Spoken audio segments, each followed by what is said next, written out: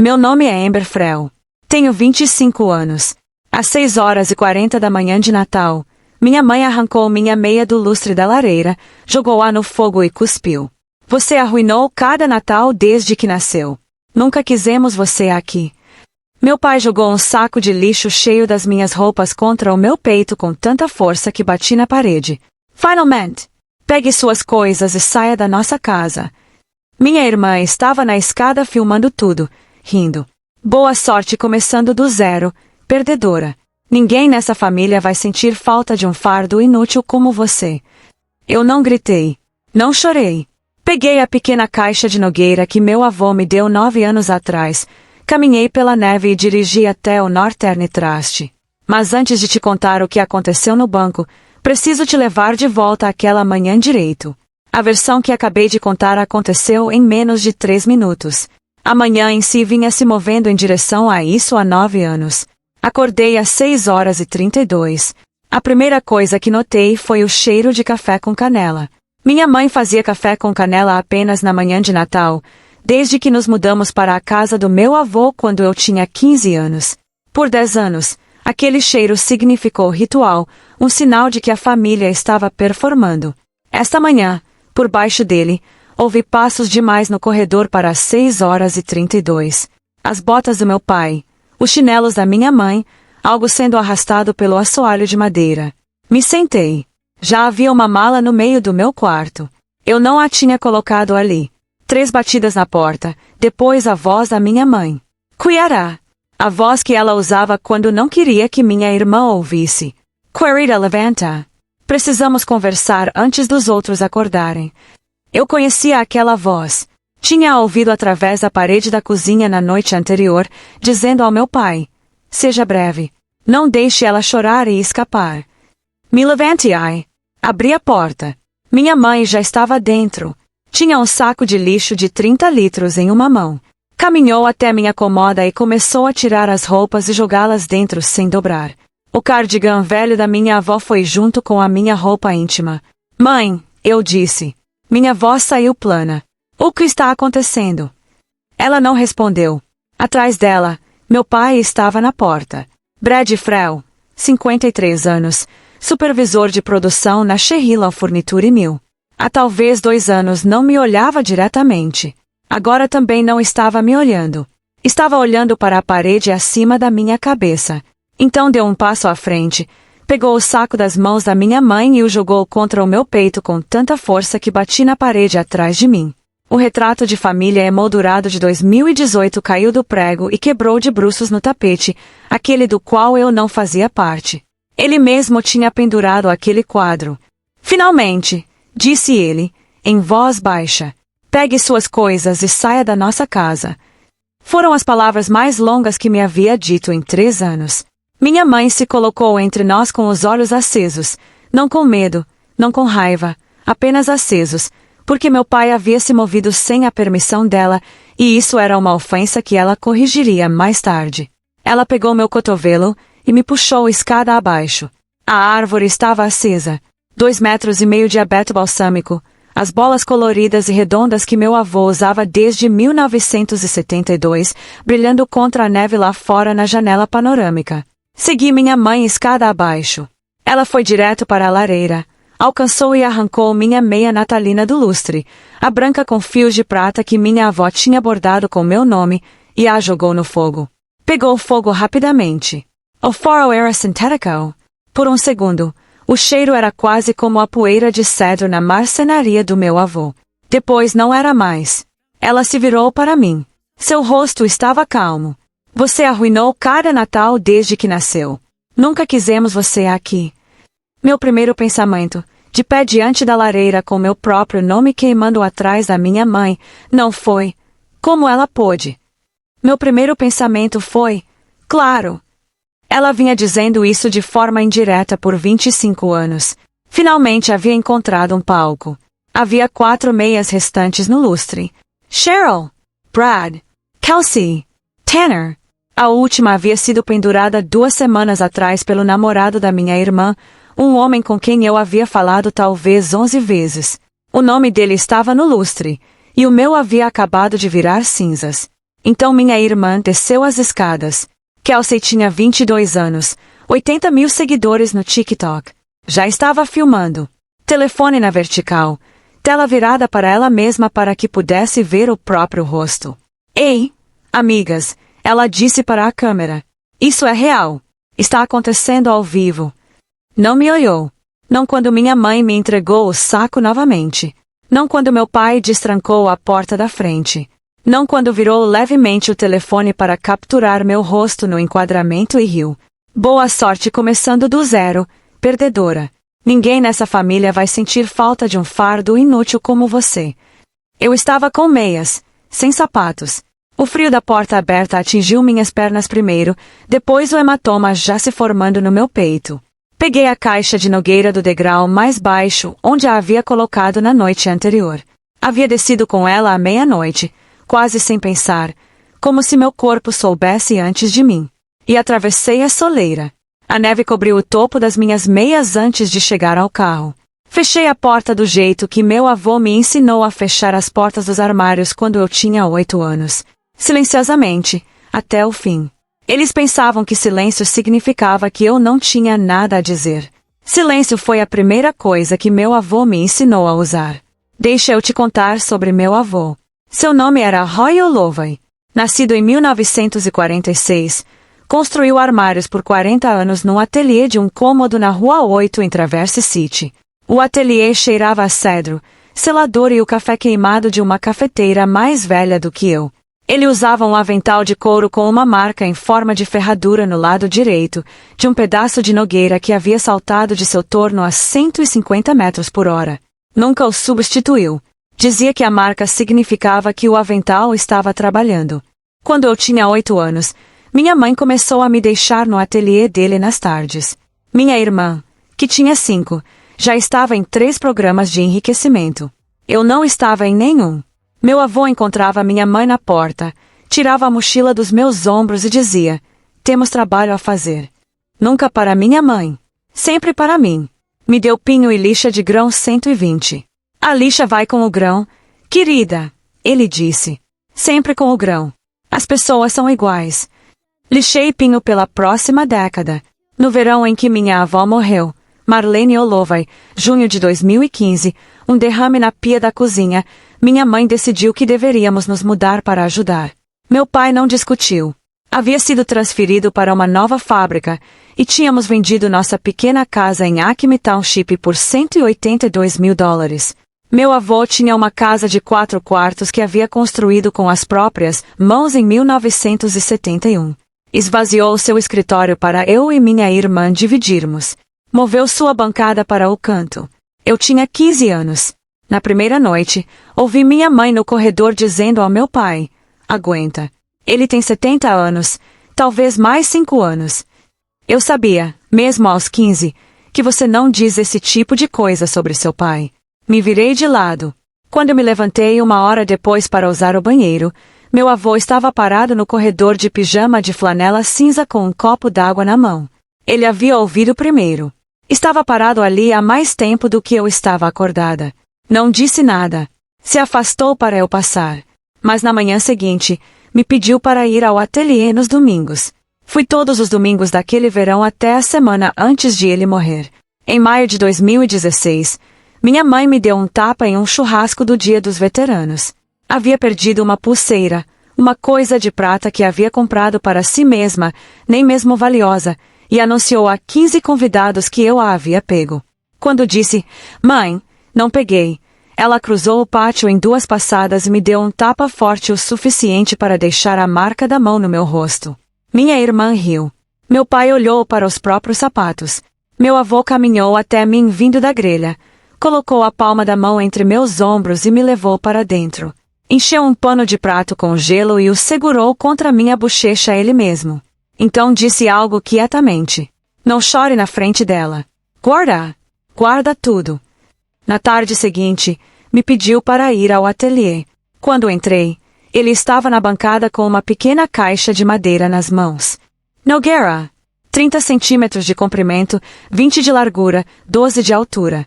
Cantos em calda de andorinha, uma fina borda de cerejeira na tampa, gravado no topo com a ponta de um ferro de solda antigo, para Amber. Holloway, 2016. Estendeu a plana nas palmas das mãos como se me entregasse um pássaro adormecido. Não abra isso, ele disse. Apenas guarde. A qualquer hora, por qualquer motivo, a qualquer hora.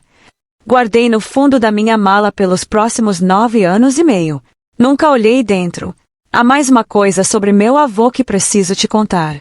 Todo dia de Natal, desde o ano em que eu tinha 12 anos até o ano em que ele morreu, ele arranjava um motivo para me levar ao ateliê. Para ajudá-lo a arrumar. Fechar o ano. Ele chamava. Cada Natal, em algum momento entre os presentes e o jantar, minha mãe anunciava quietamente para um parente ou em voz alta diante dos convidados que eu havia arruinado o Natal novamente. No ano em que tinha 8, derrubei um enfeite de vidro. Aos 13, esqueci o fogão aceso sob a água com canela. Aos 17, não sorri certo na fotografia. Todo ano, um motivo diferente. Todo ano, a mesma frase. Você arruína todo Natal. Ela dizia como se fosse uma previsão do tempo. Meu avô passou 13 vésperas de Natal me mantendo longe da cozinha para que ela tivesse um motivo a menos. Ficou doente em setembro de 2024. Pâncreas. Foi rápido. Morreu em outubro, aos 78 anos. Na recepção do funeral, minha mãe chorou mais do que todos. Ficou de pé ao lado do armário de bebidas e aceitava condolências com a mão no peito. As aceitava como se as tivesse merecido. Enquanto isso, eu a observava olhar para a estante onde meu avô guardava o bourbon e seus documentos importantes. Ela olhava para aquela estante do jeito que uma pessoa olha para uma porta da qual já tem a chave. Já estava calculando a herança, e nem havia tirado o casaco ainda. Existe um tipo particular de matemática que famílias tóxicas fazem. Por fora, parece generosidade. Uma criança ganha acampamento de verão. Uma criança ganha aparelho. Uma criança ganha o quarto maior porque é artística. Por dentro, a matemática é mais simples. Há uma criança para quem o dinheiro é alocado. E há uma criança cuja existência é uma dedução. Minha irmã foi para a Shehilon Academy, a escola particular local, da 6ª série ao ensino médio. A anuidade era $24.000 por ano. Ela não trabalhou em nenhum emprego de verão. Foi porque minha mãe havia decidido, quando Kelsey tinha 8 anos, que Kelsey tinha o talento. Eu fui à escola pública. Quando perguntei aos 17 se poderia haver dinheiro para a faculdade, minha mãe juntou as mãos e disse em voz ensaiada: "Querida, faculdade não é a sua praia. Você não é acadêmica. Talvez uma faculdade comunitária. E só se você trabalhar para isso." Trabalhei para isso. 3 anos no Lakeshore Tavern, um diploma de associado em horticultura pela Northwestern Michigan College.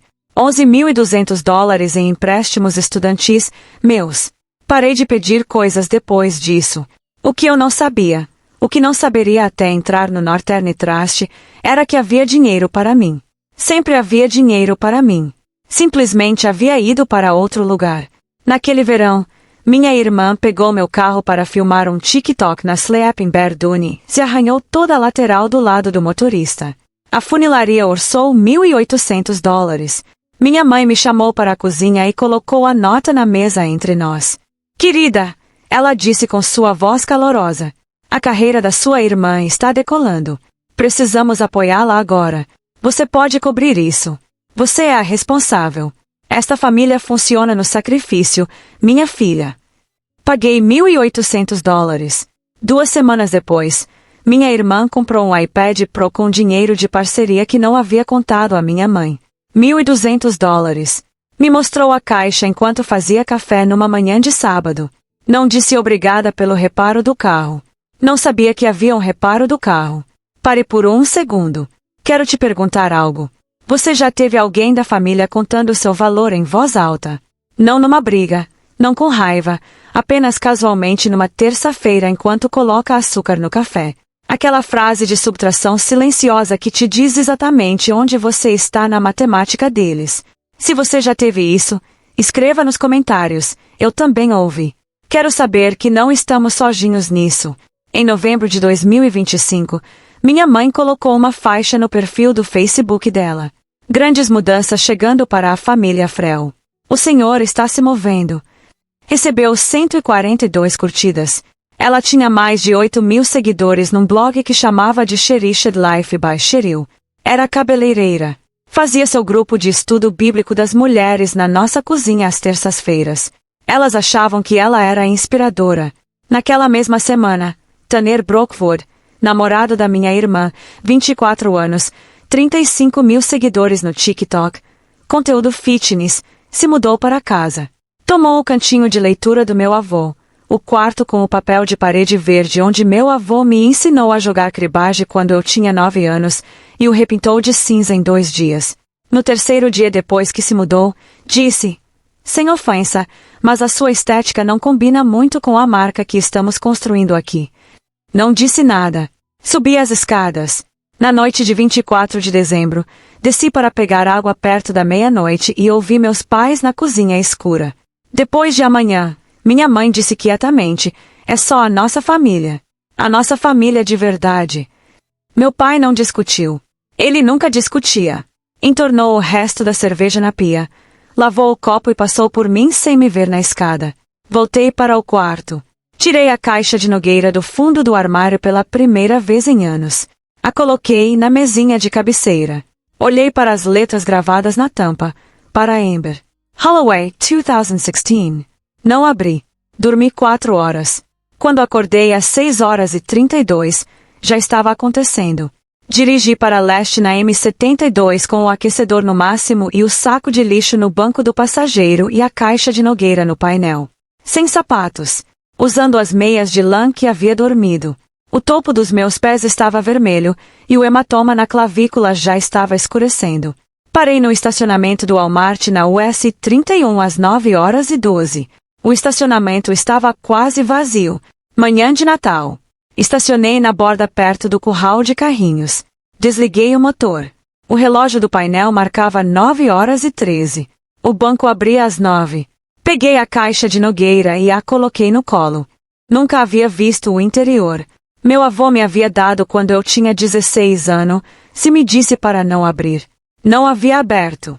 A tampa encaixava tão perfeitamente que tive que empurrá-la com o calcanhar da mão para levantá-la. Quando fez, o cheiro que saiu tinha 9 anos. Cedro levemente. Cedro e o cheiro de papel seco de algo que havia esperado numa caixa de madeira por muito tempo. Havia 4 coisas dentro. A primeira era uma chave de latão, pesada do jeito que chaves novas nunca são, amarrada a uma pequena etiqueta de couro. Na etiqueta, na letra do meu avô, frente, 1971. A chave que ele carregou presa na calça todos os dias da minha vida. A segunda era um pedaço de papel de bloco amarelo dobrado, menor que minha palma. Dentro, em lápis que não havia desbotado, a qualquer hora, por qualquer motivo, a qualquer hora. O terceiro era um cartão de visita, branco. Northern Trust Bank, Traverse City, Michigan. Dali Peton, gerente de agência. No verso, na letra do meu avô, um número, 851.209, e uma frase: diga ao Dali que você é a neta. Ele sabe.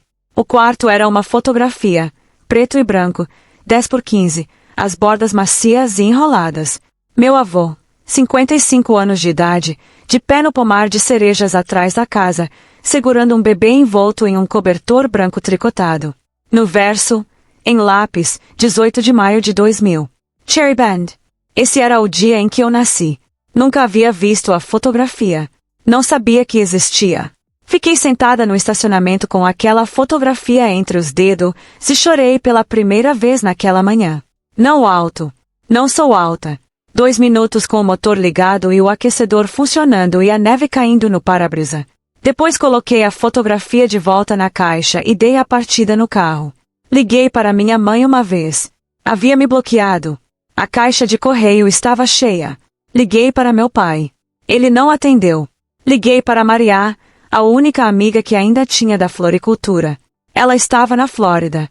Atendeu com ondas ao fundo e perguntou se eu estava bem. Disse que sim. Disse: te ligo amanhã. Desliguei. Dirigi para o centro. Não sabia o que estava prestes a entrar. Sabia apenas que não tinha para onde ir e que num pequeno pedaço de papel de bloco amarelo meu avô havia me dito, a qualquer hora, por qualquer motivo, a qualquer hora, e que o banco que havia nomeado estava aberto e a 9 quadras dali. O Northern Trust ficava na rua Front, no centro de Traverse City, entre uma loja de balas e uma livraria, num prédio de tijolos de 1908. A porta da frente tinha uma maçaneta de latão gasta suave por 100 anos de mãos. Entrei. O saguão estava quente. O piso era de mármore antigo, cinza com veios azul escuro. Uma pequena árvore de Natal artificial, no canto perto das janelas dos caixas. O lugar cheirava levemente a vela de canela. 2 caixas estavam de plantão. Uma delas, uma mulher na casa dos 40 com óculos de leitura numa corrente, olhou para cima quando atravessei o saguão com minhas meias de lã e meu suéter cinza e meu hematoma roxo na clavícula. Não vacilou. Sorriu profissionalmente. Respeitei ela por isso. Coloquei o cartão de visita no balcão. Meu avô me deu isso, eu disse. Acho que pode haver uma conta. Ela olhou para o cartão. Olhou para o verso. Olhou para o meu rosto por meio segundo a mais do que precisava. Depois pegou o telefone da mesa, apertou um único botão e falou nele quietamente. Desligou. O Sr. Petton está vindo pessoalmente te atender, ela disse. Gostaria de um copo d'água? Disse que sim. 40 segundos depois, um homem no começo dos 60 anos saiu de um escritório no canto. Usava um cardigan marrom com um remendo gasto no ombro direito. Meu avô tinha o mesmo cardigan. Parou a cerca de 3 metros de mim. Senhorita Frel, ele disse. Não era uma pergunta. Estava confirmando algo. Sim. Por favor, venha comigo. Traga a caixa. Eu não havia mencionado a caixa. Ele não a havia visto. Olhou para a sacola de lona em que eu a estava carregando e virou sem esperar que eu respondesse. Seu escritório era nos fundos. Mesa de madeira. Reconheci a mesa imediatamente. Meu avô a havia construído. Havia uma fotografia na parede à direita. 2 homens de peito alto de pescador num cais no lago Higgins. Um deles era Dali, 20 anos mais novo. O outro era meu avô.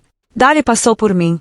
Fechou a porta do escritório, virou a tranca, foi até a janela e puxou as persianas uma a uma. Depois sentou-se à minha frente e cruzou as mãos sobre a mesa de nogueira. Senhorita Frel, seu avô vem esperando por este dia há 9 anos. Eu tenho esperado com ele. Abriu a gaveta de baixo. Tirou uma pasta azul marinho. A capa de papelão estava macia nas bordas pelo tempo. Na frente, na letra do meu avô, para Amber. Guardar até ela aparecer. Colocou a pasta na mesa entre nós. Senhorita Frel, sente-se. O que estou prestes a te mostrar vai mudar tudo o que sua família fez com você esta manhã. Seu avô não te deixou apenas uma chave. Ele te deixou uma forma de destruí-los do túmulo. Silenciosamente, e no papel. Colocou um envelope pardo ao lado da pasta. Abra a caixa primeiro, ele disse. Me mostrei. Coloquei a caixa de nogueira na mesa e levantei a tampa. Ele olhou para os 4 objetos dentro. Sorriu para a chave do jeito que você sorri para um rosto que conhece há 30 anos. Estendeu a mão, pegou a chave nos dedos e a segurou à luz do escritório. Ele carregou isso presa na calça por 43 anos. Me disse que havia mandado fazer uma cópia em 2016. Deu a cópia para mim. Deu o original para você. Me disse, Dali, quando ela entrar carregando essa chave, você para o que estiver fazendo. Leva ela ao escritório, fecha a porta e diz a verdade. Então é isso que estou fazendo. Colocou a chave de volta. Esta é a chave da porta da frente de 818 Cherry Bendy Road, senhorita Frel. A sua casa. A sala inclinou levemente, não metáfora. Dali deve ter percebido porque estendeu a mão sobre o verso da minha. Tome seu tempo, ele disse. Tomei. Ele empurrou a pasta azul marinho em minha direção. Abriu-a na primeira página. Uma fotocópia, com firma reconhecida. Holloway, Family Revocable Living Trust. Outergate Roy Holloway. Depositário substituto Dali Petton. Única beneficiária Amber Lynn Frel. A assinatura era do meu avô. A data era 8 de agosto de 2016. 63 dias depois que minha mãe havia me dado um tapa no quintal. Dali passou os 35 minutos seguintes me guiando pelo arquivo do jeito que você guia uma criança pelas regras de um jogo de tabuleiro. Não usou jargão jurídico. Explicou cada documento como se estivesse falando com a própria neta. Em agosto de 2016, ele disse, seu avô entrou na Crestor e Associados, 3 quarteirões daqui. Fez uma única pergunta a Ellen Crestor. Disse, posso colocar a minha casa no nome da minha neta sem que minha filha jamais saiba? Ellen disse que sim. Voltou na terça-feira seguinte com um cheque administrativo e um lápis de pedreiro que havia trazido da sua marcenaria porque não gostava das canetas que ela tinha no escritório. Assinou com o lápis, e então ela o fez assinar novamente com caneta. Me contou essa parte ele mesmo. Dali apresentou a escritura de transferência. A partir de 9 de agosto de 2016, a propriedade não estava mais no nome do seu avô. Estava no nome do Holloway Family Revocable Living Trust. Seu avô manteve um direito de usufruto, o direito de morar na casa até o dia em que morresse. Mas o título subjacente pertencia ao traste, e o traste pertencia a você. Virou a página. Quando ele morreu em 11 de outubro de 2024, o traste se converteu automaticamente de revogável para irrevogável. A escritura foi transferida para você por força de lei. Sem inventário, sem tribunal, sem que a filha precisasse jamais saber. Virou mais uma página. Seus pais têm vivido na sua casa há 14 meses sem lhe pagar aluguel. Deixou isso assentar entre nós. Virou outra página. Conta POD. Northern Trust. Aberta em 15 de março de 2020. Única beneficiária em caso de morte. Amberlyn Frau. Saldo na data do falecimento do outorgante, $86 mil. Conta pagável por morte. Seu nome na linha de beneficiária. No dia em que ele morreu, esta conta se tornou sua. Me disse, quando a abriu, que esse dinheiro era para os reparos. O telhado aguenta mais 2 invernos. As calhas precisam de substituição. Não queria que você ficasse sem folga. Mostrou-me um razão. Ele vinha toda primavera dos últimos 4 anos e fazia depósitos. Sempre dinheiro em espécie, cédulas pequenas. Me disse que economizava de comissões de marcenaria que não havia contado à sua avó. O último depósito foi de $4 mil. Agosto de 2024, 2 meses antes de ser internado. A anotação que pediu para que eu registrasse, para o ano em que ela vai precisar. Tive que olhar para o teto por alguns segundos. Quando olhei de volta, Dali havia aberto o envelope pardo. 3 páginas, papel timbrado do Northern Trust, um pequeno carimbo no canto inferior direito de cada uma. D. Petton, gerente de agência. A primeira página estava datada de 14 de novembro de 2024, 8 dias após o funeral. Cheryl Frel compareceu à agência solicitando a liberação das contas do pai para o herdeiro mais próximo. Informada de que o titular da conta não a havia nomeado como beneficiária, saiu agitada. A segunda estava datada de 22 de maio de 2025. Cheryl Frel compareceu com cópia autenticada de certidão de nascimento solicitando reversão de herança legítima. Informada de que a designação de beneficiária é irrevogável, saiu agitada. A terceira estava datada de 3 de setembro de 2025. Cheryl Frel compareceu com o marido Brad Frel solicitando reunião para discutir dificuldades familiares. A designação de beneficiária não pode ser contestada sem fundamento legal. Brad levantou a voz. Cheryl declarou ao sair. Ela nem sabe. Não merece saber. Li aquela linha 3 vezes. Ela veio até você 3 vezes, eu disse quietamente, tentando assimilar. E você nunca me disse. As instruções do seu avô eram para que eu não entrasse em contato com você. Ele disse que você entraria quando estivesse pronta. Foi muito específico quanto a isso. Também disse que se sua mãe aparecesse aqui 3 vezes, significava que estava prestes a fazer algo cruel com você. Algo direto. Olhou para mim com cuidado. Você entrou esta manhã, senhorita Frel.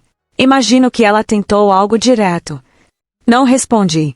Ele não insistiu. Virou a última página. Uma apólice de seguro de título do proprietário da Pioneer Title, paga integralmente em 9 de agosto de 2016, prêmio de $1.560. Isso protege seu título contra qualquer defeito ou reivindicação não divulgada.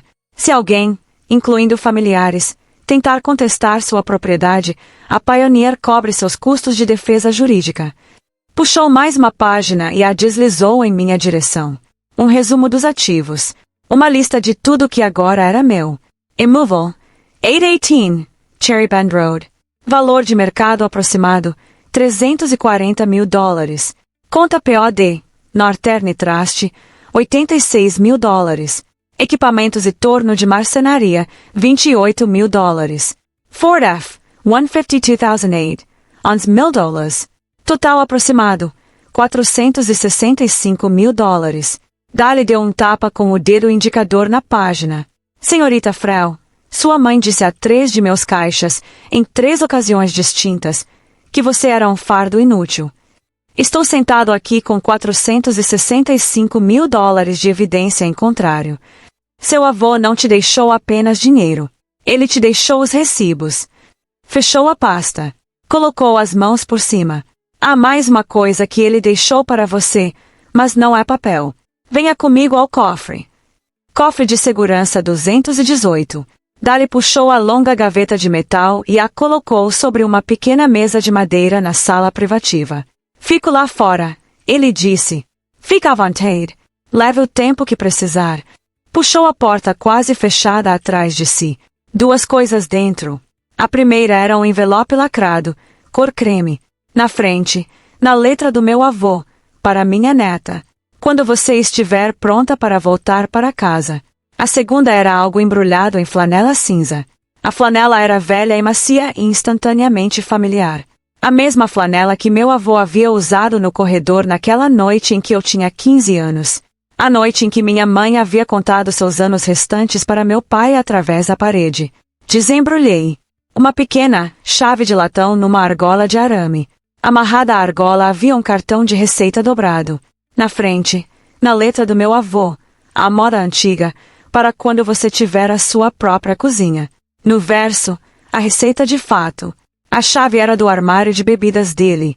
Abri o envelope. Uma carta de 2 páginas. A caligrafia na primeira página era firme. Na segunda, inclinava levemente para baixo no final de cada linha, do jeito que a mão dele tremia no último ano de vida. Querida, se você está lendo isso, então sua mãe fez o que eu sabia que ela faria. Sinto muito por não estar aqui. Só pude me adiantar a ela. Vi tudo. A pulseira no churrasco. O quarto que deram à sua irmã. A noite em que a ouvi contar meus anos através da parede. Nunca disse em voz alta porque sabia que, se dissesse, você sentiria que teria que escolher. E nunca quis fazer você escolher. Queria fazer com que a escolha não existisse. Então fiz com que não existisse. A casa é sua. As contas são suas. Os recibos são seus. Nada disso pode ser revertido. Você não é um fardo. Nunca foi. Você foi a que vinha ao ateliê. Você foi a que aprendeu a lixar com o grão. Você é a única pessoa naquela casa que sempre fechou a porta quietamente. Não se desculpe. Não explique. Apenas volte para casa. Eu te amo, filhinha. Vovô. Fiquei com aquela carta por um longo tempo. Quando saí, Dali estava esperando no corredor com as mãos nos bolsos do cardigã marrom. Não me perguntou nada. Me levou de volta ao saguão. Eram 12h47. Havia ficado dentro do Northern Trust por 3h20. Meu telefone, quando liguei no estacionamento, havia estado vibrando durante a maior parte daquele tempo. 23 chamadas perdidas da minha mãe. 4 do meu pai. Uma da minha irmã. 6 mensagens de voz. A primeira, às 9h14, era agitada e apressada. Querida, talvez tenhamos nos precipitado esta manhã. Volta. Podemos conversar. A terceira, às 11h18, era mais afiada. Se você foi ao banco, Amber, precisa saber que essa conta é dinheiro da família. Não é só seu. Seu avô não estava com a cabeça boa no final. Podemos resolver isso. A quinta era da minha irmã. 9 segundos. Ok. Então meu vídeo está indo muito bem. Pode ser um problema. Risos. Liga para a mãe. A sexta, às 12h36, era minha mãe novamente, sussurrando. Amber, O que quer que tenham te dito lá dentro, seu avô estava doente. Você sabe que estava doente. Podemos resolver isso em família. Delete todas. Fui para o Holiday Inn Express em Acme Township. $89 a diária. Paguei com o cartão de débito das gorjetas do bar. A recepcionista me deu o cartão-chave e perguntou se eu precisava de mais alguma coisa. Subi para o quarto 207. Traquei a porta. Sentei na cama.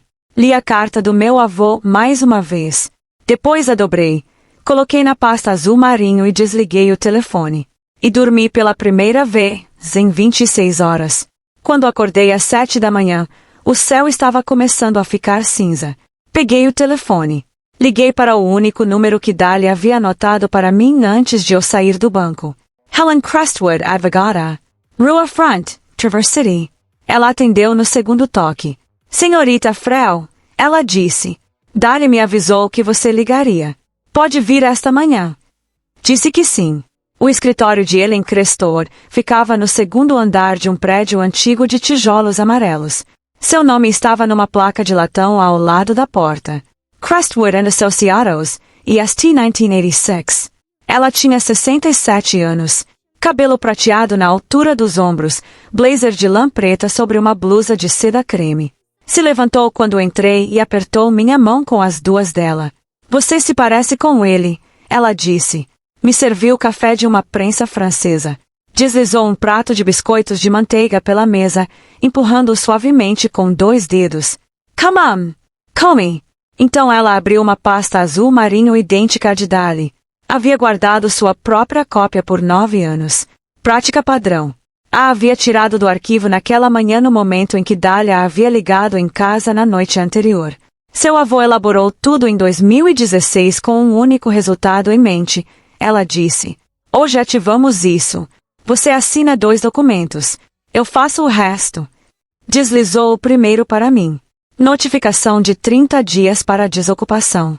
De acordo com a lei de Michigan, uma pessoa morando numa casa sem contrato de locação, sem pagar aluguel, sem interesse beneficiário é o que chamamos de inquilino a critério. Seus pais, sua irmã e o namorado dela se enquadram nessa categoria. A lei é direta. Você lhes entrega uma notificação de 30 dias para desocupar. Se não saírem, eu entro com uma ação sumária no Tribunal Distrital de número 86. O tribunal agenda uma audiência 7 a 10 dias depois. Eles não terão defesa jurídica. Não têm contrato. Não são beneficiários. Não têm participação. O juiz emitirá um julgamento por revelia para a posse. Há um período de recurso de 10 dias. Depois disso, o tribunal emite um mandado de reintegração de posse. Observa gender despejo. Olhou para mim por cima dos óculos de leitura.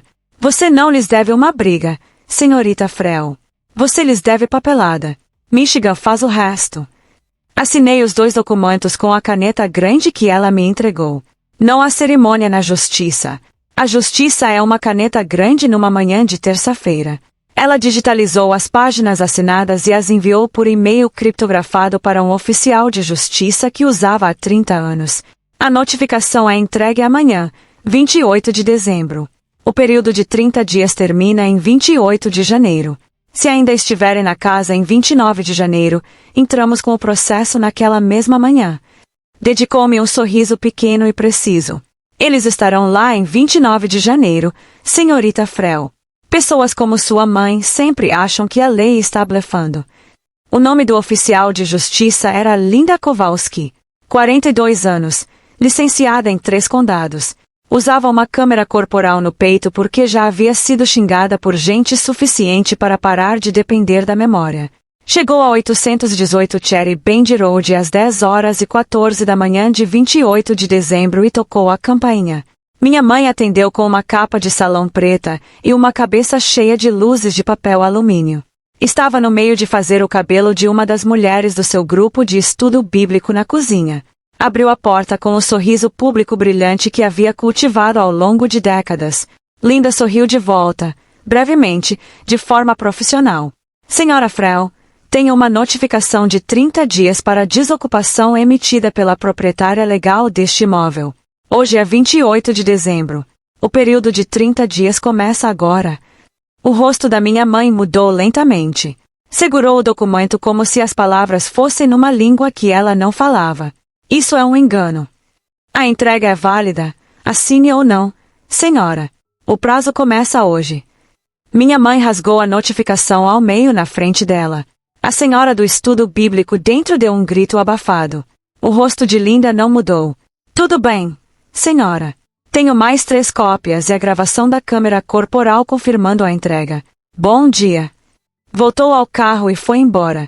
Minha mãe ficou na porta segurando 2 metades de um pedaço de papel. Abaixo da assinatura de uma advogada, podia ler as palavras que não precisavam ser lidas 2 vezes, em nome da proprietária Amber Lynn Frel. Em menos de uma semana, minha mãe havia enviado 14 e-mails para ele, escrito uma carta à mão e visitado o escritório 2 vezes sem agendamento. Ele enviou de volta uma única resposta de uma linha para todos os 14 e-mails. Senhora Frel, minha cliente não lhe deve uma conversa. Adeus. Minha mãe contratou um advogado chamado Jason Whitfield. 3 anos formado, escritório em galeria comercial no Garfield Township. Ele leu o traste. Leu a apólice de seguro de título.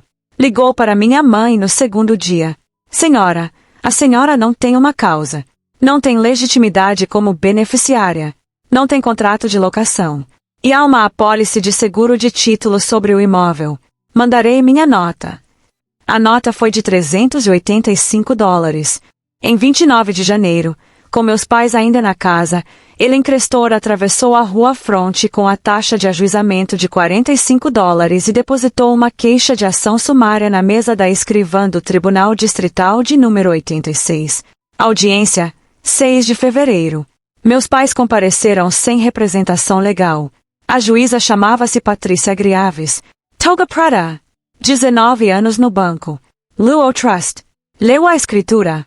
Olhou para meus pais por cima dos óculos por 4 segundos completos.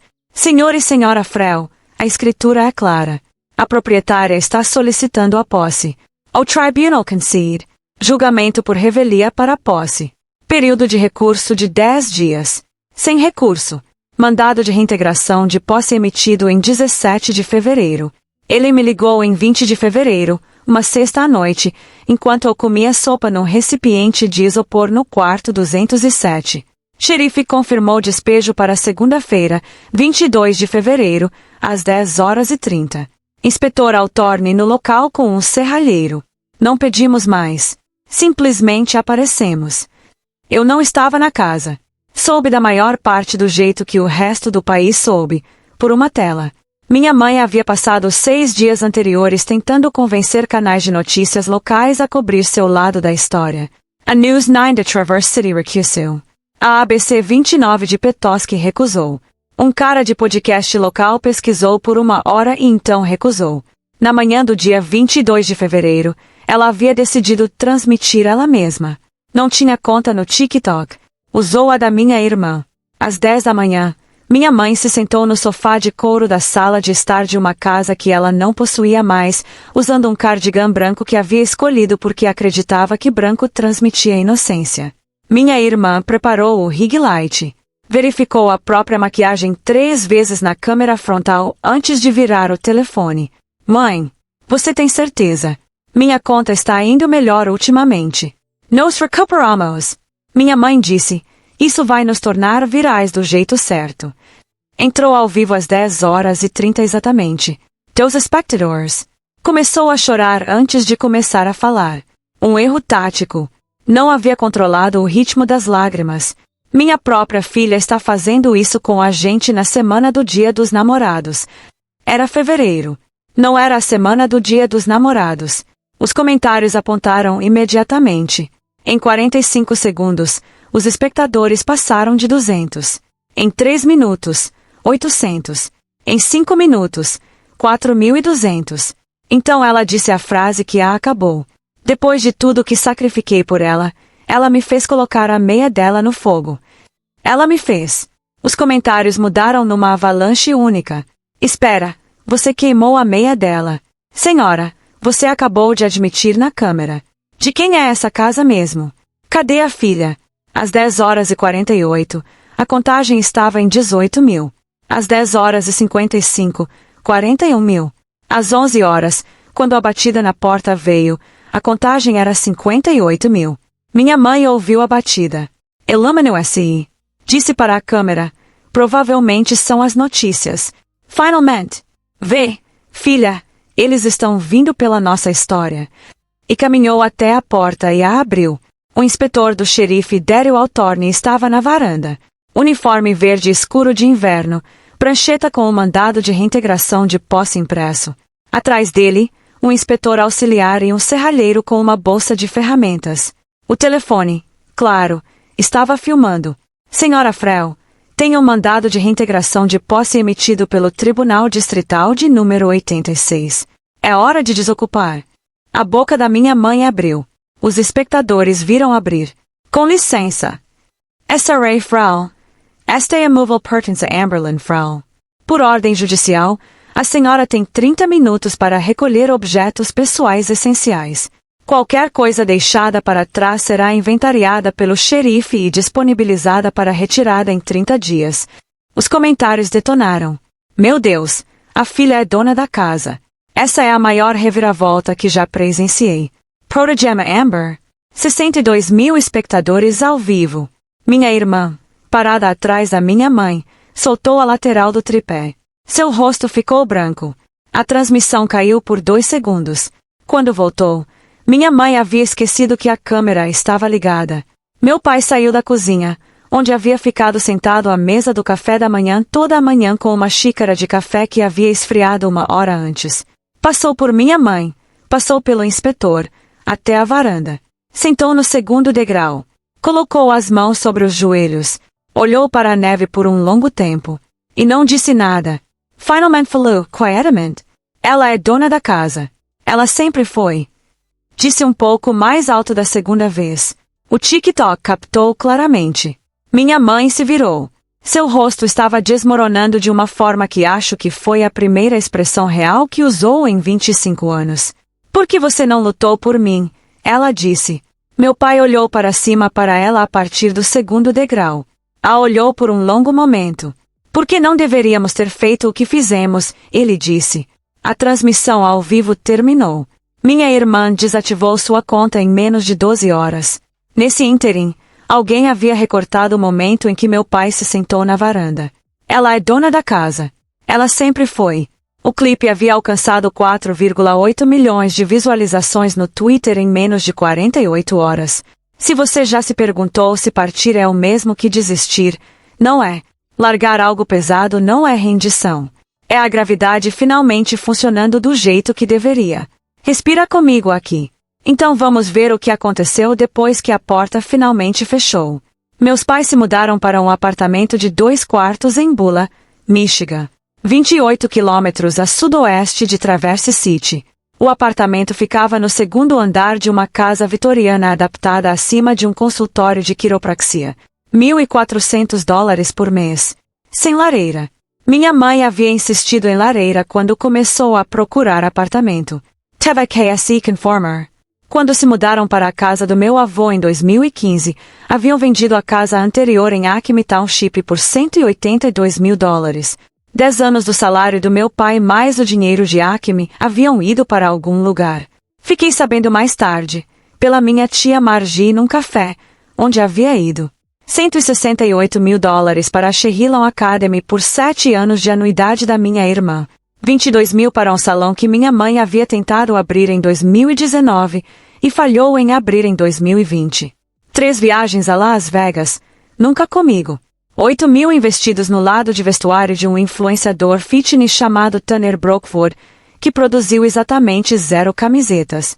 Na época do despejo, eles tinham $31 mil na conta conjunta e um 401k que meu pai não podia tocar sem penalidade por mais 5 anos. O apartamento tomo metade das economias como deposito. Minha mãe fechou o blog Cherished Life by Cheryl do Facebook 2 semanas depois porque o comentário mais bem avaliado em cada post antigo, cada um deles, era um estranho perguntando alguma variação de "Cadê a Amber?". O pastor Whitfield da igreja luterana a chamou uma vez. Não gritou. Disse, "Vimos o vídeo, Cheryl. Tire um tempo." Ela não voltou àquela igreja. Minha irmã perdeu 4 parcerias comerciais em 7 dias. Skincare, athleisure, um serviço de refeições prontas, uma empresa de garrafinhas de água. A diretora de Skincare enviou um e-mail que li mais tarde porque alguém capturou a tela para o Reddit. Não nos sentimos confortáveis sendo associados aos eventos retratados em sua transmissão ao vivo recente. Tanner terminou com ela por mensagem 6 dias depois do despejo. 9 palavras. Essa não é a marca que estou construindo. Tchau! Deixou de segui-la em todas as plataformas em 40 minutos. Minha irmã voltou para morar com meus pais em Bula no final de março. Tinha 4.200 seguidores na nova conta. Dormia no sofá-cama da sala. Não falou com minha mãe pelas 3 primeiras semanas. Em 4 de março, minha mãe me mandou um texto. Fizemos o melhor que pudemos com o que tínhamos. Um dia você vai entender. Não respondi. Em 21 de março, meu pai me mandou um texto mais longo. A primeira coisa que havia me enviado por iniciativa própria. Amber, sei que você não me deve a leitura disso. Estou escrevendo porque devo a você o ato de escrever. Deveria ter parado sua mãe 30 vezes diferentes em 25 anos. Não parei. Sou o tipo de homem que não para as coisas. Sei disso agora. Não vou entrar em contato novamente a menos que você queira. Sinto muito. Não porque espero que mude algo, mas porque é a única coisa verdadeira que posso te dar. Pai! Li esse texto 14 vezes. Não respondi. Mas não deletei.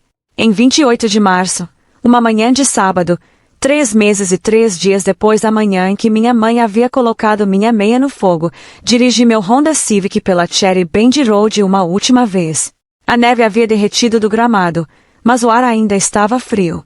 O inspetor Daryl Altorne estava esperando na varanda com um pequeno conjunto de chaves novas numa argola de latão. Bem-vinda à casa, senhorita Frel. Havia chorado 4 vezes desde o Natal. Não chorei agora. Apertei sua mão. Destranquei a porta da frente com a chave original de latão, aquela que meu avô havia carregado presa na calça por 43 anos. E entrei. A sala de estar estava vazia.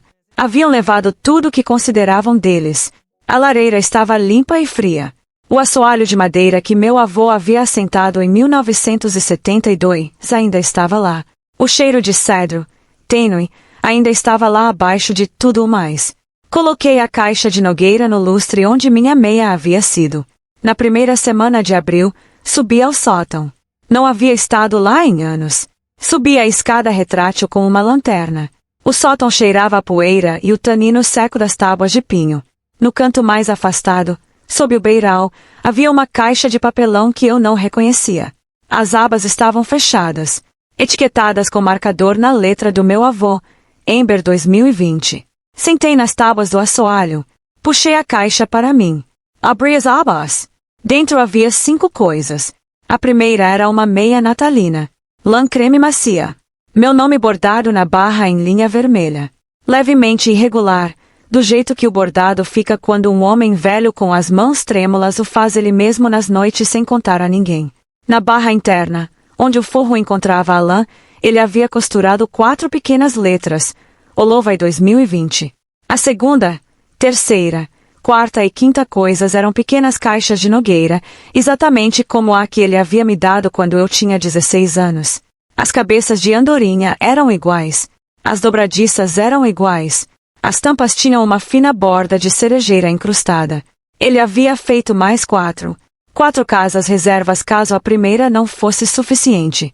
Ajoelhei nas tábuas frias e empoeiradas do sótão e segurei a meia contra o peito. E pela primeira vez desde que eu tinha 8 anos, chorei do jeito que você chora quando não tem medo de ser ouvida. Chorei porque ele havia estado fazendo meias para mim desde o ano em que eu havia aprendido a parar de chorar. Havia costurado meu nome em lã nas noites enquanto minha mãe costurava um tipo diferente de história sobre mim na consciência da nossa família. Ele havia estado trabalhando em silêncio no andar de baixo contra ela. E eu não sabia. Cada vez que minha mãe havia me dito que eu havia arruinado cada Natal desde que nasci, cada única vez, ele havia estado um andar abaixo com uma agulha na mão, construindo para mim um Natal que não dependia da permissão dela. Desci a caixa. Pendurei a meia no lustre. Deixei as 4 caixas de Nogueira reservas na bancada no canto da sala onde eu pudesse vê-las. Puxei a bancada do meu avô do canto. A coloquei de volta no centro da sala. Organizei seus formões por tamanho, do jeito que ele havia me ensinado quando eu tinha 9 anos. Coloquei o avental de couro dele, o que tem a marca de ferradura. Não sou marceneira. Provavelmente nunca serei marceneira. Mas vou aprender do jeito que ele me ensinou. Lixa com o grão. Sempre com o grão. As pessoas são iguais. Uma última coisa. Meu avô não me salvou. As pessoas vão querer te dizer que ele me salvou. Isso não está exatamente certo. Ele preparou uma porta e a deixou onde eu pudesse encontrá-la quando estivesse pronta. A mão na maçaneta da porta na manhã de Natal às 6h40, de meias, na neve, era a minha. Eu os destruí no papel do jeito que ele havia me ensinado. Silenciosamente, até o fim. O que ele fez, a coisa que apenas o amor faz, foi o que fez 9 anos antes de eu precisar. Ele viu o que estava vindo. Elaborou um traste. Assinou com um lápis de pedreiro. Costurou meu nome numa meia que eu não encontraria por meio década. Colocou uma chave numa caixa de Nogueira e me disse, a qualquer hora, por qualquer motivo, a qualquer hora. E então ficou com esse conhecimento por 9 anos e nunca me contou, porque não queria que eu sentisse que teria que escolher entre minha mãe e a verdade antes de estar pronta. O mundo às vezes vai tentar te fazer sentir como um fardo. A matemática às vezes vai parecer assim. Isso não é a matemática do amor. A matemática do amor é mais quieta. É estar no segundo andar quando ninguém está olhando, com uma agulha, nos anos antes da tempestade. Algumas pessoas não fazem uma chave para você no dia em que você precisa. Elas fazem a chave anos antes. Guardam numa gaveta. Esperam. Se você já foi o quieto numa família barulhenta, escuta. As pessoas que te amam nem sempre dizem. Às vezes assinam a escritura. Às vezes costurar o seu nome em lã. Às vezes passam 9 anos construindo uma porta. E a colocam onde você pode encontrá-la quando finalmente tiver que atravessar uma. Sou Amber Frau. Tenho 25 anos. Moro em 818 Cherry Bend Road, na casa que meu avô construiu com as próprias mãos em 1971, me deixou em 2016 e me entregou por meio de uma chave de latão numa caixa de Nogueira na manhã mais fria da minha vida. Tenho uma lareira. Tenho uma meia no lustre com meu nome bordado em linha vermelha. E tenho uma porta. A porta que ele construiu para mim antes de eu saber que precisaria de uma. Eu a fechei esta noite.